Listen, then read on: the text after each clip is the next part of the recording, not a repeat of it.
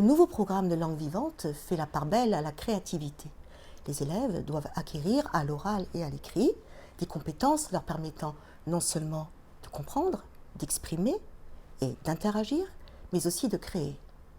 Des professeurs de langue qui font déjà appel à la créativité des élèves dans l'élaboration de leurs séquences ne peuvent que souscrire à cette composante. Je citerai volontiers un extrait du programme du cycle 4 très explicite à ce sujet. La créativité des élèves qui traversent tous les cycles se déploie au cycle 4 à travers une grande diversité de supports ou activités tels que le travail en groupe, la démarche de projet, la résolution de problèmes, la conception d'œuvres personnelles.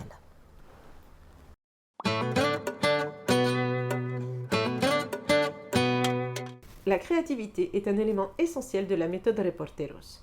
Cela apparaît clairement dans les projets proposés à la fin de chaque leçon, où l'élève réinvestit ce qu'il vient d'apprendre dans des productions de nature très variée.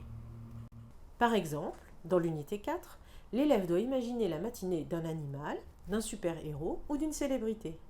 Puis, il doit expliquer par écrit les activités de ce personnage et créer un diaporama attrayant en utilisant des dessins scannés ou des photos.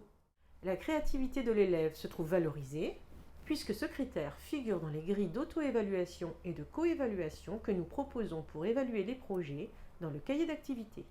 Dans les doubles pages culturelles, l'esprit créatif des élèves est également sollicité dans les rubriques Eres Periodista. Ils sont invités à imiter les 6 personnages centraux du manuel, tous férus de journalisme, en réalisant un article ou un reportage sur un thème donné. Au fur et à mesure de l'année, il se crée ainsi un book de reporters. Bien entendu, les EPI que nous proposons font aussi appel à la créativité de l'élève.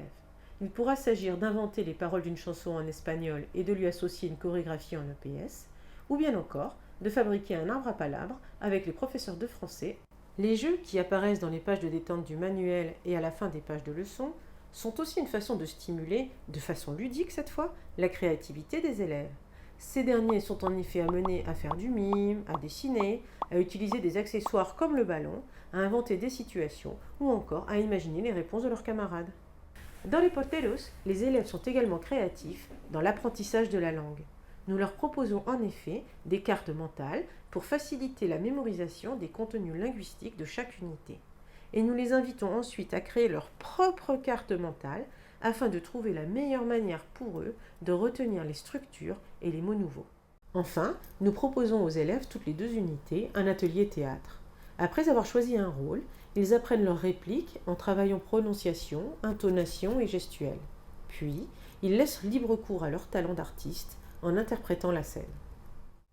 Imagination, inventivité, créativité sont autant de termes pour qualifier les activités proposées dans notre manuel.